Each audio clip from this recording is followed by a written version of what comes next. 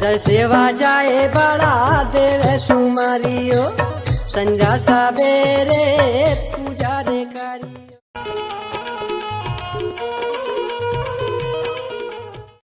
आप सभी सगाजनों को मेरी ओर से सेवा सेवा सेवा जोहार। आप सभी सगाजनों का आपके अपने चैनल आओ गोंडवाना को जाने में हार्दिक स्वागत है। जैसा कि हम सभी जानते हैं कि स्वदेशी लोगों यानी कि धरा के वास्तविक मालिकों का अंतर्राष्ट्रीय दिवस पहली बार दिसंबर 1994 में संयुक्त राष्ट्र की महासभा के द्वारा घोषित किया गया था। और संयुक्त राष्ट्र हर वर्ष एक थीम जरूर देता है और उसी कड़ी में इस वर्ष यानी 2022 की जो थीम है वह है the role of indigenous women in the preservation and transmission of traditional knowledge, अर्थात पारंपरिक ज्ञान के संरक्षण और प्रसारण में स्वदेशी महिलाओं की भूमिका। तो मैं कोशिश करूंगा कि इस टॉपिक पर अच्छी से अच्छी डिटेल दे पाऊं। वीडियो पसंद आता है तो आप इसे ज़्यादा से ज़्यादा सगाजनों तक ज़रूर पहुंचाइएगा और ऐसी ही खास जानकारियों के लिए चैनल को सब्सक्राइब जरूर करिएगा। तो चलिए वीडियो के टॉपिक पर आते हैं। जैसा कि संयुक्त राष्ट्र संघ ने इस वर्ष थीम दिया है कि पारंपरिक ज्ञान के संरक्षण और प्रसारण में स्वदेशी महिलाओं की भूमिका। तो सबसे पहले मैं यही कहना चाहूँगा कि हम मूलवासियों के समुदाय में महिलाओं की भूमिका नहीं होती, बल्कि महिला के बिना हमारा समुदाय अधूरा है। भूमिका शब्द महिलाओं की व्याख्या के लिए संपूर्ण नहीं है, या यूँ कहूँ कि ऐसा कोई शब्द ही नहीं बना जो महिला के कार्य को पूरा बता सके। पितृशक्ति अगर एक पेड़ है तो मातृशक्ति बीज है।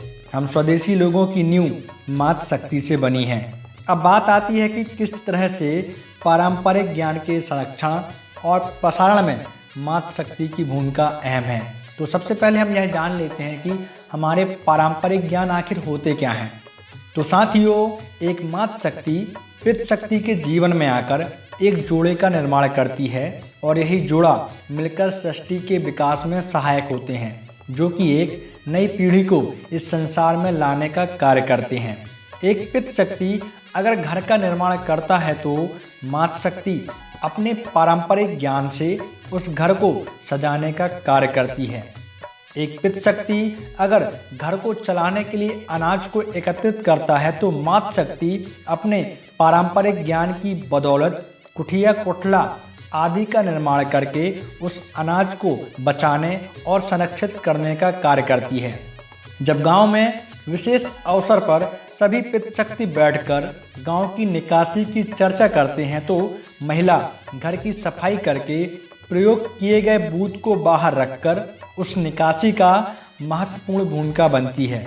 जब एक पितृशक्ति फसल की सेवा करके उसे पका लेता है तब मातृशक्ति अपने पारंपरिक ज्ञान से उसकी कटाई, ढुलाई, गहाई में भी सहयोगी बनती है। इसी तरह फसल के शुरुआत से लेकर अंत तक भी एक महिला का बहुत रोल होता है और बहुत ज़्यादा सपोर्ट होता है और वहाँ भी वह अपने पारंपरिक ज्ञान का भरपूर उपयोग करती हैं। जब उस अनाज को घर लाया जाता है तो मातृशक्ति उस अनाज का स्वागत करती हैं तथा उसकी देखभाल भी करती हैं। एक मातृशक्ति ही अपने पारंपरिक ज्ञान से जंगलों से नाना प्रकार की साग सब्जी लाकर घर के लोगों को खिलाती हैं और उन्हें स्वस्थ भी रखती हैं। एक मातृशक्ति अपने पारंपरिक ज्ञान से घर को सुंदर बनाकर रखती हैं और घर के माहौल को भी सुंदर बनाकर रखती हैं। और इस तरह मैं बहुत से उदाहरण दे सकता हूँ एक मातृशक्ति के पारंपरिक ज्ञान को लेकर।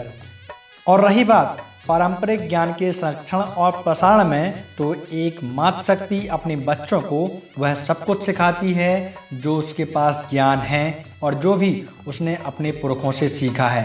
तो यहाँ पर मैं साफ और स्पष्ट यही कहना चाहूँगा कि एक मातृशक्ति की भूमिका नहीं होती, बल्कि हमारा सगा समुदाय एक मातृशक्ति के बिना अधूरा है। और एक मातृशक्ति का हमारे समुदाय में इतना महत्व है कि जो भी सगा कुंवारा होता है उसे हमारा फड़ापन यानी प्रकृति शक्ति भी स्वीकार नहीं करता है। तो सगा समाज के साथ साथ पैन शक्ति भी मातृशक्ति को सर्वोपरि रखती हैं। तो दोस्तों, ये रही मातृशक्ति के पारंपरिक ज्ञान के संरक्षण और प्रसारण को लेकर एक छोटी सी जानकारी। आशा करता हूँ कि आपको यह वीडियो पसंद आएगा। मिलते हैं फिर अगले वीडियो में एक नई जानकारी के साथ। तब तक के लिए आप सभी को मेरी ओर से सेवा जोहार।